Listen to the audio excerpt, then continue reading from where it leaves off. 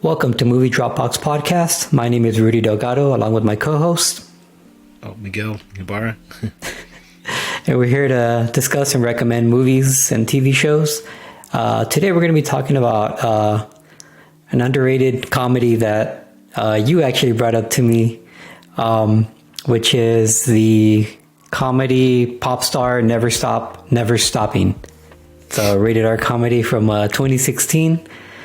And the synopsis on this is when it becomes clear that his solo album is a failure, a former boy band member does everything in his power to maintain his celebrity status.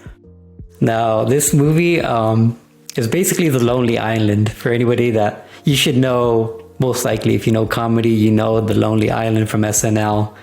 Andy Samberg is one of the main ones, but the other two guys also happen to be directing and writing this movie. Mm-hmm. That's Akiva Schaffer and Jorma Taccone. Am I saying that right? I don't even know. Oh, probably. I didn't see it. I'd have to check the name. Yeah, so it's directed by the other two guys of The Lonely Island. Mm-hmm. And actually come out in the movie too, right? Yeah. They're we'll go over it right now. And then the writers is the three of them. So Andy Samberg, Akiva Schaffer, and Jorma Taccone. So I'll just go with that. So the cast is Andy Samberg as Connor, Jorma Taccone as Owen, Akiva Schaffer as Lawrence, Sarah Silverman as Paula, Tim Meadows as Harry, Maya Rudolph as Deborah, Joan Cusack as Tilly. And I just wanted to name off like pretty much the main ones from it. We'll go over some of the celebrity, I guess, appearances here and there. But yeah, man, let me ask you, because you're the one that recommended this to me in the first place. So how did you hear about this movie? What made you wanna? What made me want to watch this one? Yeah. Oh, because I was a big fan of Hot Rod, the other movie that they made. It was really good. Yeah. And I like that kind of comedy. So when this one came out, I went to see it in theaters because it was hilarious. It was good, and I like how it takes a jab at the music industry. So it's funny, and that's. Yeah, the main reason was because I was a fan of Hot Rod, so I wanted to give it a shot. Right. And it's cool. Like this one, I went. The only thing I knew before I saw it was just that it was made by the guys who made Hot Rod. I didn't even watch a trailer for it. I just went to see it, and I was pleasantly surprised. Honestly, I know it doesn't always work out. There's a lot of, movies that aren't so great, and everybody tries their hardest to make a good movie. Nobody sets out to make a bad movie, but I feel like this is one of those that I think you need to take chances sometimes to just watch a movie, because you'll hear bad reviews or you'll hear bad word of mouth, and then you watch it and you love it, And so I've disagreed for years, back when they were doing stuff, but what's it called? Siskel and Ebert. For so many years, they would bash on like horror movies, especially. And I love horror movies, and obviously you do too. But the thing was, like, they would bash on movies, and a lot of times I disagree. And I'm like, who listens to these guys, But apparently a lot of people did, But that's why I say it's cool to like YouTubers and other people that talk about movies. But sometimes, like, if there's something about it you like, go check it out. Like, you never know, you might like it, and if not, well, you still took a chance on it, Like, these guys put their heart and soul into it. But this is one of those that I'm glad you went in blind. I wish I had seen it in theater. I saw it when you showed it to me, actually, for the first time. Yeah. What did you think of it when you saw it the first time? Yeah, one of the big things about this movie is, like, just how many jabs they take, not just at the movie industry or the music industry, but just like egos and like celebrity status, and like the number one thing for me was TMZ. What was it called? It sounds funny because it's spelled CMZ, isn't it? It's called CMZ. right? CMZ, yeah. Yeah. Yeah, that part was great where they all just started laughing. They did that how many times? Yeah. No, that was good. Yeah. But and then one of the guys from the group, I didn't say it on purpose, but what's his name? What's that comedian? Eric Andre. Oh yeah. Where he goes nuts and he starts laughing. That's the scene, yeah. Dude, you know who had a really good cameo in this movie too was Who's that? Bill Hader. Oh yeah, he was great. As the guitar tech who goes into the little rant about how he likes to flatline, and then when he explains it, he's flatline is from that movie Flatliners. You know what I'm talking about? So this is what's funny. You sent me the clip from that, and I forgot because I hadn't watched this movie in a while. Oh yeah. But you sent me that clip, and I was laughing. I'm just thinking, oh, it's an SNL skit. And then I rewatched the movie. Oh, that's right. It was from the movie Pop Star. Yeah, Flatliners. Flatline. That, oh, dude, and then the explanation of Tim Meadows, who used to be in Tony. Tony? Tony? He was the fourth one that they kicked in. Dude, I laughed so hard. I had to watch this twice because I was laughing that hard. I go, dude, I gotta as soon as I finish, I'm like, I gotta watch it again. It was that funny. You know, yeah, dude. So this is what makes these comedies really good. Like this one is one of those ones that you have to watch again to catch certain stuff that you may not have caught the first time. And it's a funny joke, like on the show Extras, like Ben Stiller was explaining, like, oh, people watch Dodgeball and it's a great movie, but then they put it on again and you could watch it again because there's so much, it's the movie's layered in comedy. He was kind of making a joke about it, how you could watch it like 100 times, but it's true. There's some comedies that you just go back and you watch again and you'll catch something that you missed the first time. And this is one of them. This is like, there's so many little like jokes and stuff in there, and a lot of literal references to other things. One that I think it's funny because, like, I guess because we're older, you remember where she goes, where his is it his publicist? Sarah Silverman is his publicist? Yeah. Where she goes, did you take a shit in the Anne Frank house? And then he goes, woo, do not go in there. Dude, that's from Ace Ventura. So I know some people aren't going to get it. Yeah. But like we will, because we saw Ace Ventura when we were younger. So like I got it. I was like, oh yeah, that's good. And it's funny because I should have known, but I just laughed because he's so douchey, Connor. Yeah, no, he was doing the Ace Ventura. So the funny thing is too, like, well, let me just start with this. This movie is, if everything offends you, don't watch this movie. I'll tell you right now, because they go far with the comedy, and to me, comedy shouldn't have boundaries. I don't find everything funny, but to me, they don't hold back a lot of this stuff. So if stuff offends you, don't watch this movie. But for the rest of you guys and gals that enjoy this, check this movie out. It's hilarious. Go ahead.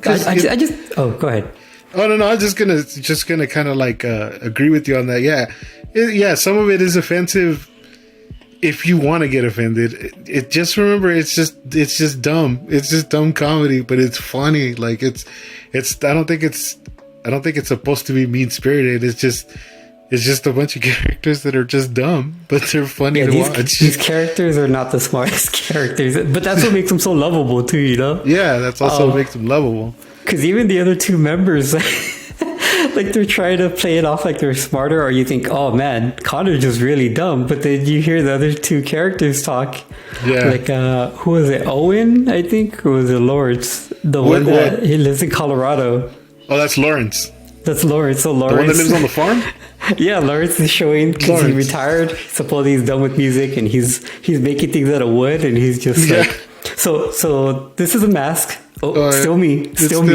Yeah. So stupid. I mean, just cheesy, bad jokes like that. But, oh, dude, I was laughing so hard. Look, I'm like tearing up already, dude, because that movie just cracked me up, man. My favorite joke of Lawrence is when he says, because you know how they were a trio, right? And they split. And he goes, it's like a tricycle. You remove two of the wheels. It's a tricycle. You take away one of the wheels. What do you got? Nothing. A bicycle. Don't use that. Oh man. I was like, oh man, that's good. Like, yeah. Do you remember, like, it's a little quick scene where, like, he's outside and a bird just shits on him? That was so random, right? Yeah, and then at the end, like, he's outside, and this time, like, he's already reunited with the guy, so he's happy, and so the bird takes his shit and then misses this time, and he goes, hey, it didn't get me this time, all right. And he kind of opens his mouth, and then it just That's nasty, dude. That's nasty. I think everybody's gotten hit by a bird at least once in their lifetime. There you go. Dude. So yeah, I mean, it's just. And even apparently, I don't know about the open mouth part, but so let's just. I mean, we're kind of talking about it, but what would you say your 5 highlights are about the movie? Man, I one that comes to mind right away. I'll leave that one for last because that's I think that's the funniest one, and I'll leave that one for the end. So okay. And the other ones aren't really in order, but the ones that have come up to mind was the whole scene with Seal, and he explains the scars on his face. The Connor and Ashley proposal. Yeah, the proposal. That's all it is. Yep. And then, and again, you have to watch it to know what this is. But where he asked to turn off the cameras, but they leave the sound on, and then they have a battle with a bunch. Like, and this sounds so weird, but they battle bees, right? And then supposedly they battle a giant one, but it's the queen bee. Yeah, it's the queen bee, and it's an epic battle. And then they ask, "Did you guys get that?" And he goes, "No, you told us to turn off the cameras." Off, dude. Keep going. Yeah. Okay, so that one. What else? Oh, damn. Okay. When they've already split, and then he goes to see Owen because he's DJing, and he's wearing that like disguise supposedly so that people won't recognize him. Connor's disguise. Yeah, and he says, the guy goes, "Oh no, dude, I know it's you, but you do kind of look like Jason Segel." And he goes, "I do look like him, don't you?" Like, "Oh yeah, I'm trying to forget Sarah Marshall." And they kept digging into that joke. Yeah, Dude, that was so great, dude. Yeah. That was so funny, man. So, what was that? Okay, that's 3. Yeah. And then, do you remember the pancake scene? Oh, yeah. Connor's special pancakes. Yeah. Nasty. My favorite part is after they have the whole argument about the pancakes, they look over and that girl's still eating the pancakes like nothing. Oh, those girls. What's wrong with you? Yeah, they just look at her like, what the hell? That, and my number one favorite scene of that, and it's very crass and it's very lowbrow, is when they're in the limo and he tells him, "This is what I live for." And he signs it. You remember what he signs too, right? Yeah, he signs the schlong. And how happy that girl is that's right next to it, because she goes, "Oh, that's my boyfriend's." She goes, "Oh, that's my boyfriend." Thank you for signing it. Dude, I was laughing so hard. So I'll tell you right now, you basically named 4 of my 5 highlights. So I'll tell you what I wrote down. This one's kind of broad, the first one, but it's just all the TMZ like digs and jokes. To me, that was so funny, because this is what I love about this movie is they didn't just make fun of like the musicians, the actors, everybody that's in that world. They make fun of them too, because they're just as bad, if not worse. And they show how dumb. Like, they're dumb and ridiculous. Like, I don't care, man. Not that they even care who we are, but it's like, dude, like, the way you guys act, like, this encapsulated it. And this is how you look to most people. Like, I don't care what they think, you know? And this was what I thought. It was so funny, dude. So the TMZ jokes, I put one. The guy's always sipping. The guy from used to be in SNL. So he's always drinking his drink. And then... yeah, and then at one point he has 3 of them, like, taped together for some reason. They just kept getting more absurd. Yeah. It's just like, but that's how they nailed that to a T. And I was like, yeah, finally somebody dig, because who's gonna dig at them? Nobody's gonna listen. And to me, this was like the old like checkmate to me. But I don't know. Yeah. Anyway, I don't think people really care about that. I'm sure they do, but whatever. So that's my first one, the TMZ jokes. And then the second one I wrote down was the camera off and the bees and the flamethrower. The bees and the flamethrower, dude. I told you that's so. It's funny because it's like it's a visual joke without the actual visual. Well, because I could picture it. Like, they're so absurd, and it's pretty early that they have that too. And I was gonna mention this to you. So they released a special edition of this movie, like years after it come out. Yeah. Right, like a steel case. Of the movie. And on the cover of the movie, it shows Connor wearing a flamethrower. Oh, and it shows a giant bee, like the queen bee, and he's fighting it with the flamethrower. Dude. So in the cover, it's showing you the scene that we never saw that he was describing. Dude, now I have to find that one. I have to find it. Yeah, dude, if you get a chance, just look for the cover at least, because it's great. And if you can get the movie, dude, I would get that specific version of the movie. Because I watched it on HBO, but now I want to buy it. You know, I like to buy physical media, so I'll for sure look for that one. Yeah, and this one I bought as soon as it came out on Blu-ray. I bought it, so so I ended up getting the digital copy of it with the Blu-ray. So that's why.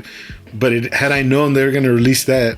Oh, you would have got that one. Dude, that one was whoa. That's a great cover. Yeah. So they themselves put one of the best jokes on the cover of the. Oh yeah, dude, that's just smart marketing, man. For those who've seen the movie, kind of like Grandma's Boy. Yeah. Which, by the way, Grandma's Boy doesn't have a Blu-ray. I did not know that. A guy that talks, it's weird. A guy that talks physical media, films at home. That dude, by the way, shout out to that dude, because he always promotes physical media and stuff. So I love his channel. But yeah, he talked about movies that don't have a Blu-ray, even like forget 4K, not even Blu-ray. And that's one of them, Grandma's Boy.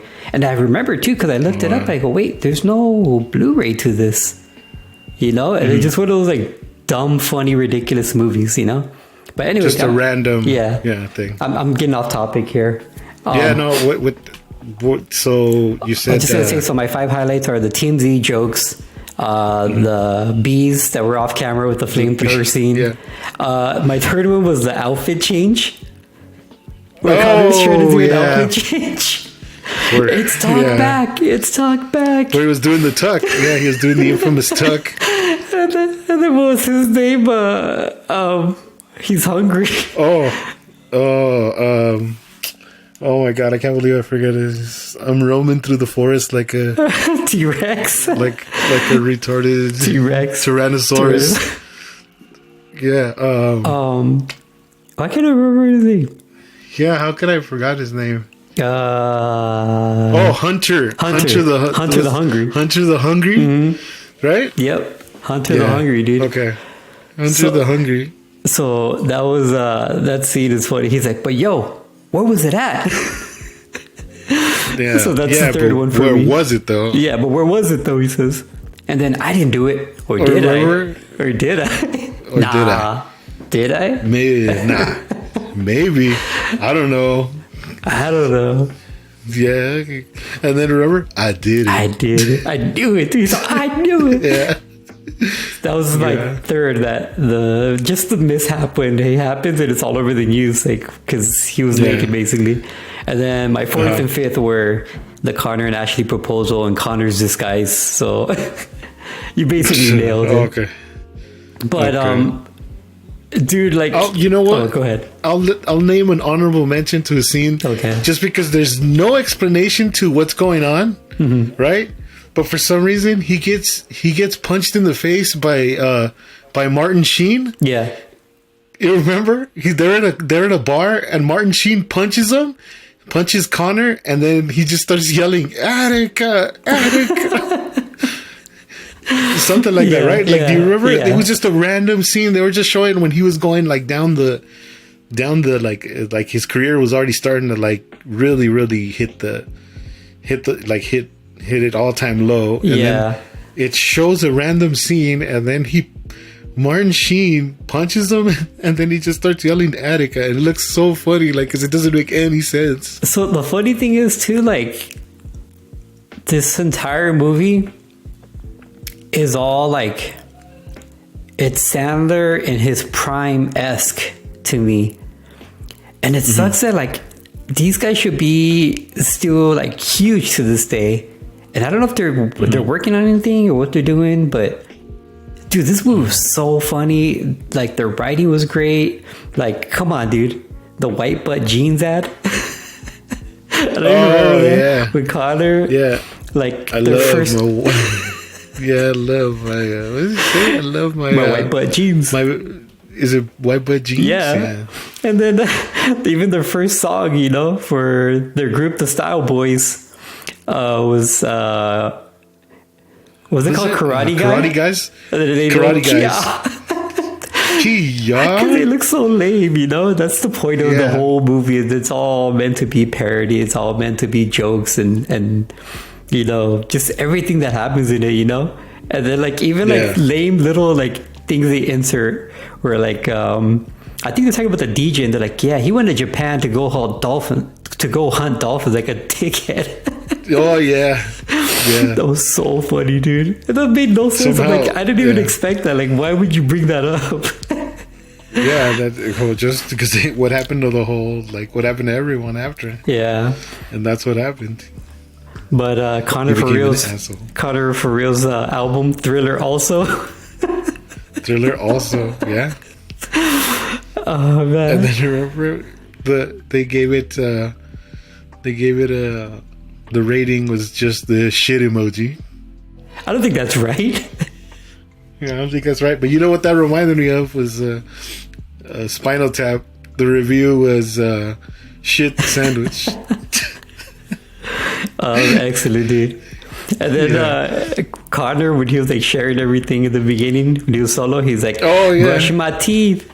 Yo, I just ate a taco. And for some reason I laughed so hard because, yo, I just ate a taco. And then he's confessing on this hoverboard edition. Then he's, oh, shit. He falls. Oh, yeah, he falls. And then when he's all, yo, I just jacked it. Feeling kind of... The entire movie is just, I mean, like, you want to laugh, like, hard and, like, not have to think of like highbrow humor or whatever. Just have a good time, man. Like, this is the movie for you, dude. I don't even know if we need to go any deeper into this movie other than just what we've talked about, you know? And like, because even though we've given like our highlights and talked about the movie, like, there's so much I wanted to talk about, but it's like I'll literally discuss the whole movie. Yeah. But, you know, there's obviously you have Seal come out. You had Pharrell come out. I think the RZA came out at one point. I think so. I know ASAP Rocky Lunchables. Mariah Carey comes out real quick, I think, in the beginning. Yeah. And then just funny little jokes that they do, you know, here and there. Like I said, Eric Andre was like, man, he was in his prime here, man. Other than this, like the other thing I would recommend of Eric Andre, which has nothing to do with it, and he was very serious, but was on it was on that episode of Cabinet of Curiosities. I don't know if you saw that one where he's in it. He's like a music producer. Yeah. But the dude, one directed by Cosmatos. Dude, that was a great episode. I really liked that. I don't know if you liked it, but to me, I really liked that. But his acting, I'm like, dude, this is like nothing he's ever done. And I was impressed. So, but... Well, I was impressed by the Eric Andre show, but yes, he was really good. He was really good in that too. Is there anything else you want to say about this movie before we go into our double feature? Before we cut it? Yeah. Before we go to the double feature, I guess, dude, let me ask you, out of all the songs they did, which one do you think was the one that stood out for you? Because the soundtrack is pretty hilarious itself. If you're going by the songs that supposedly they did, like, well, Karate Guys is one of them. Karate Guys. Yeah. They did the one with Michael Bolton at the end. Michael Bolton. What else? The one that, I mean, it's really lame, but the one that made me laugh a lot was it like Two Hombres or something like that? Because they're wearing giant sombreros. Oh, yeah. They're wearing giant sombreros. I was like, what's the point of that when he first starts working with Hunter the Hungry? Yeah. And it was like Two Hombres or something. It's so dumb, man, but it was so funny to me. But that's probably my pick, though. But what was yours? Really? I was gonna say it was the Mona Lisa one because it's so dumb. It's Mona Lisa. Two Banditos was the song I was thinking of. Two Banditos. Oh, there you go. Two Banditos. Yeah, where he's comparing Mona Lisa to like a garbage pail kid. Yeah. And why does anybody love her? She's so ugly, right? So it was close between that one and the Bin Laden song. Yeah. Oh my gosh. That song was so terrible but funny, man. Again, this is lowbrow, but dude, it was right up my alley. So, the comparison of like how she wants to get screwed, just like they screwed over Bin Laden. Yeah. So. Oh man, it's lowbrow humor, but nobody should feel ashamed of what they find hilarious. Yeah. It's like, what's offensive to somebody else, this is comedy, dude. Yeah, like, George Carlin, Richard Pryor, Eddie Murphy, none of these guys really held back, and they found some of the funniest stuff, but anyway, to wrap this one up, what would you say is your double feature for this one? See, so originally I was gonna go with Hot Rod. Right. Nice. Yeah. Just because, same guys were involved with the first one. Mm-hmm. Although you don't get a lot of Lawrence, I think almost nothing on Hot Rod. Mm-hmm. It's mostly. I think it's just mostly like.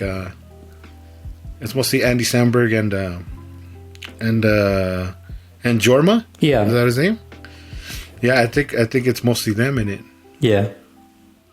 But you know what? He has a pretty good scene in Hot Rod. But I was going to go with Hot Rod, but actually, because since we're going with musical comedies and parodies, I would pair this one up with Spinal Tap.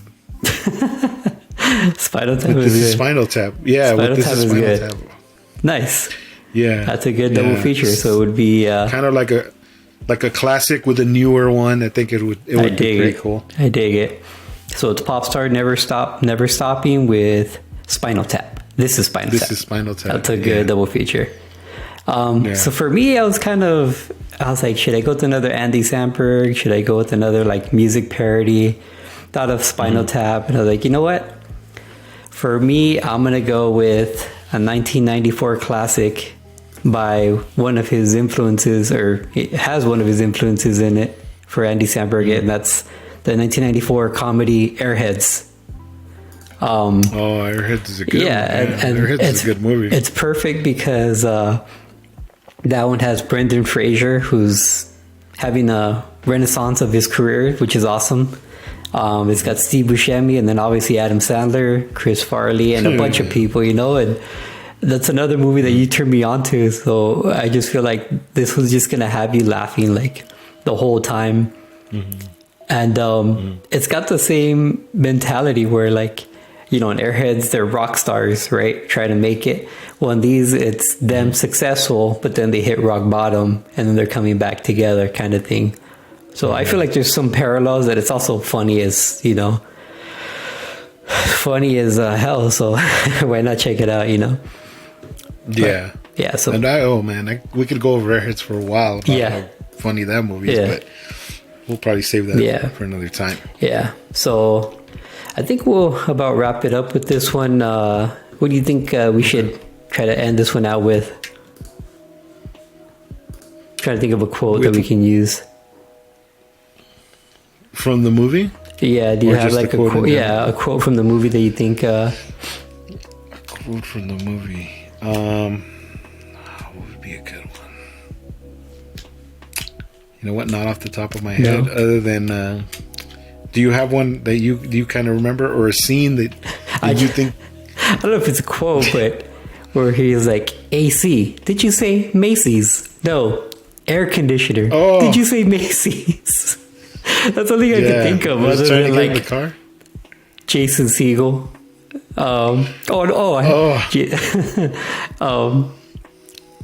You could probably just end it with motherfucking wolves. Mother effing wolves. Oh, you know what was a good one too? Is the whole conversation about Hammerleg. He goes, you know what I'm talking about? Hammerleg sold this place out. Or what is it? Isn't it only 30? I already told you 30 seconds to Mars isn't actually the distance. Or something like that, right? Are you trying to parent trap us? Well, that's another good one, see. Yeah, there's just a lot of stuff in there, man. I say we should do that one.